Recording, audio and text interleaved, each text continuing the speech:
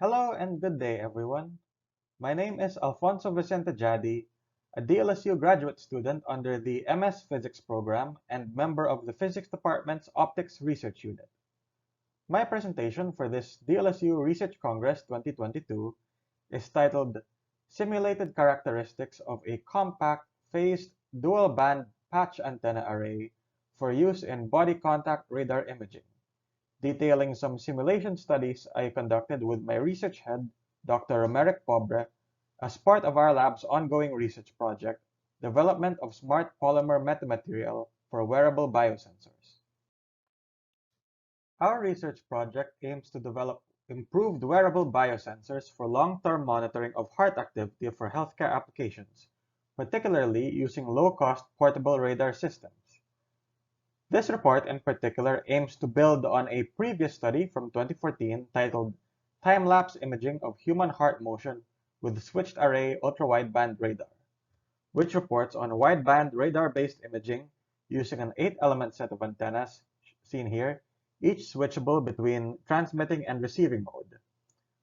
Our study aims to explore the viability of conducting similar imaging with a more compact system of one transmitter and a phased scanning array of a few receivers to reduce both the size and complexity of the radar system. Therefore, towards this goal, we simulated and characterized the operation of a two-element phased array of wideband patch antennas for use in wearable radar imaging. It is well documented in antenna theory that the radiation pattern of an array of identical antenna elements, in other words, the angular distribution of how efficiently the array transmits or receives across all directions, is representable by the radiation pattern of a single antenna multiplied by the so-called array factor, which is dependent on the number and arrangement of elements and the relative phases and magnitudes of their signal contributions. In an active phased array, the signal magnitudes and/or phases of individual elements can be actively adjusted to maximize the array's transmit or receive efficiency in a given direction. We simulated both the antenna element and the full array using the software COMSOL Multiphysics, a commercial simulation software which uses finite element discretization methods to simulate the desired physical properties, in this case the electromagnetic field, in a virtual environment containing the component to be analyzed. In the simulation, the component to be analyzed is located within a spherical air volume, with a boundary condition imposed on the surface of the sphere so that radially outward propagating waves vanish instead of reflecting at the surface, therefore approximating infinite space or the walls of an anechoic test chamber. Meanwhile, each antenna is represented as a square block of commercial printed circuit board material with one face covered in a ground plane and the opposite face containing the trace of the patch antenna pattern. These surfaces are assigned a boundary condition such that they act as perfect electrical conductors, approximating the metallic properties of the physical patterns. Lastly, at the feed point between the antenna and the ground plane, an excitation voltage is imposed equivalent to a 1-volt signal amplitude through a 50-ohm transmission line. We chose to simulate modified patch antennas for our array element, as their flat shape and ease of construction make them convenient for our application. Based on previous literature, we applied a pair of parallel slots to the basic square patch to add an additional resonating frequency and improve bandwidth. We tuned the dimensions of certain shape parameters to maximize impedance matching at the desired frequencies of 2.1 and 2.5 GHz by minimizing the voltage reflection coefficient at the feed point for these frequencies. We varied the length of the basic square patch to get the best impedance match at 2.5 GHz, and then added the parallel slots and varied their length and position to get the best impedance match at 2.1 GHz. The full array consists of two such antennas spaced an arbitrary but close-spaced distance apart for compactness, and the array's radiation pattern was simulated for various amounts of phase shift between the signals applied to the two elements. Aside from the impedance matching, We also considered the radiation pattern features of the basis element. For our purposes, we want the maximum of the radiation pattern to lie along the broadside direction, normal to the patch face of the antenna, with the relative radiation along directions coming from the opposite face to be negligible. We chose to quantify these properties as ratios R broadside and R back, as shown here. This term denotes the radiation intensity in the broadside direction. This term denotes the maximum radiation intensity across all directions, and this term denotes the maximum intensity across just the directions facing opposite from the patch face of the element. For our application, we desire that R broadside be close to its max value of 1, while R back be negligible. Additionally, we can consider the effects of both the impedance matching and the radiation pattern in terms of the maximum realized gain across all directions, as well as the polarization in the broadside direction in terms of the ellipticity of the radiation. The characteristics of all the above-mentioned quantities in the 2 to 3 GHz range are displayed in the graph here. As shown from the light blue curve, the broadside ellipticity is negligible across most of the graph, indicating that the polarization in the broadside direction is mostly linear. As shown from the dark blue curve representing the reflection coefficient, the resonant frequencies are approximately 2.12 and 2.5 to 2.52 GHz, close to our initial goals.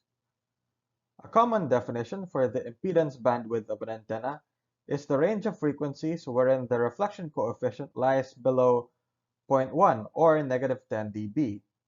However, within this range, our minimum reflection coefficient is only around 0.59 or negative 2.29 dB, which is outside of the threshold for a viable impedance bandwidth. Additionally, within a band of frequencies close to the lower resonance, around 2.06 to 2.14 GHz, the radiation pattern of the antenna element becomes non-ideal. As shown by the green curve in this region, the broadside direction is no longer the maximum direction of the radiation pattern for these frequencies, while as shown from the red curve, radiation in the unwanted directions along the back face becomes non-negligible and in fact significant. This is supported by the behavior of the maximum realized gain, represented by the violet curve, which has a peak of around 1.87 at the upper resonance frequency, but no corresponding peak for the lower. Therefore, we consider this band within around 2.06 to 2.14 GHz to be excluded from our viable frequency range for this antenna element. The second half of our results presents the two-dimensional cross-section of the radiation pattern of the full array in the plane intended to be imaged, for various amounts of phase shift from 0 to 180 degrees, and various frequencies from 2.2 to 2.6 GHz. The following are a set of polar plots of the normalized value of the radiation intensity with respect to its maximum value across all directions. Note that, in general, the maximum radiation intensity varies with the frequency and the phase shift. However, the radiation patterns in the following figures are normalized to the same maximum of 1 in order to compare their angular distributions. This figure, at an example frequency of 2.5 GHz, illustrates how the radiation pattern changes with response to phase shift. We can see that as the phase shift increases, the relative radiation intensity increases along the directions opposite the broadside face of the patch, here from 90 to 270 degrees, as well as along a secondary lobe to the side of the main lobe of the radiation. Past a certain point, either of these features become large enough that the array performance may be undermined by sensitivity to noise from these unwanted directions. As a cutoff metric, therefore, this report defines an operating limit for the amount of phase shift at the point where the radiation intensity along any unwanted directions reaches 1/2 of the maximum, or approximately 3 dB below the maximum. This next figure at an example phase shift of 105 degrees illustrates how the radiation pattern changes with frequency, in this case decreasing frequency. We can see that the radiation intensity along the backward directions is more frequency sensitive than along the side lobe directions, and reaches the cutoff limit of 1/2 of the maximum, or -3 dB, at lower operating frequencies. From this figure, with the phase shift at 105 degrees, the radiation pattern along the backward directions approximately reaches the cutoff limit at about 2.2 GHz, corresponding to a maximum angular range of about 60 degrees for the scanning array. To summarize our presentation, we simulated a two-element phased array in COMSOL multiphysics to assess its viability for use in wideband body contact radar imaging, wherein the array elements are square patch antennas on commercial printed circuit board modified with parallel slots for resonance at 2.1 and 2.5 GHz. The simulated antenna element was found to have a maximum realized gain of 1.87 at the 2.5 to 2.5 GHz frequency, and a broadside ellipticity of under 0.17, indicating mainly linear polarization along the broadside direction. However, we found that the reflection coefficient is not low enough within the 2 to 3 GHz range to obtain a -10 dB impedance bandwidth.